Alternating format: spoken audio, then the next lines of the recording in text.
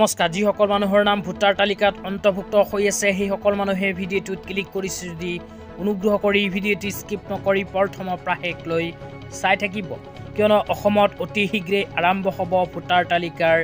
verification তো চৰকাৰে SIR ৰ জৰিয়তে ভোটাৰ তালিকাৰ ভেৰিফিকেশ্যন চলিত আগষ্ট মাহৰ পৰাই আৰম্ভ কৰিব কিন্তু এইবোৰ প্ৰমাণপত্ৰ যিসকল মানুহৰ নাই সেই সকল মানুহৰ নাম ভোটাৰ তালিকাৰ পৰা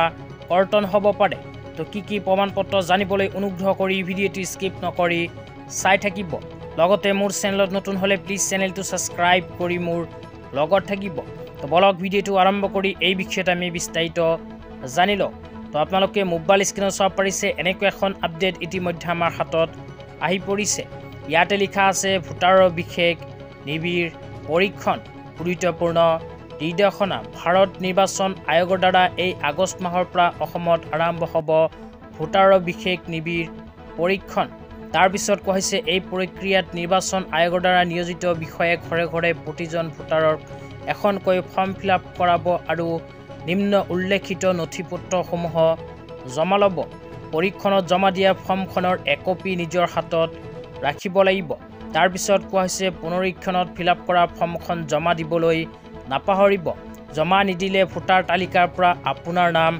কৰ্তন হ'ব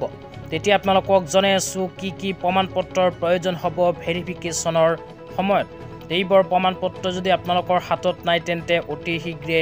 সংগ্ৰহ কৰক ইয়াতে 1 নম্বৰত কোৱা হৈছে 1987 চনৰ জুলাই মাহৰ আগত জন্মগ্ৰহণ কৰা ভোটাৰসকলে নিজৰ যিকোনো পৰিচয় পত্ৰ জমা দিব লাগিব ইয়াৰ লগতে নিজৰ নামত থকা 2005 চনৰ ভোটাৰ তালিকাও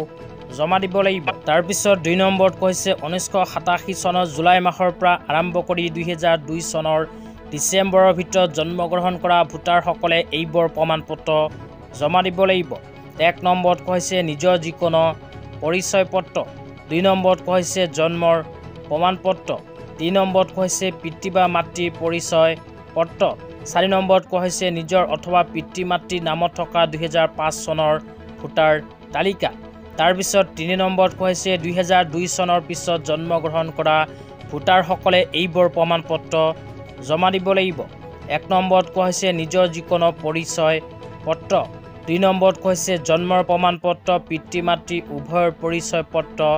4 নম্বৰত কৈছে পিতৃ মাতৃৰ নামত থকা 2005 চনৰ ভোটাৰ তালিকা তো আপোনালোকে এইবোৰ প্ৰমাণপত্ৰ সংগ্ৰহ কৰিব লাগিব নিজৰ বয়স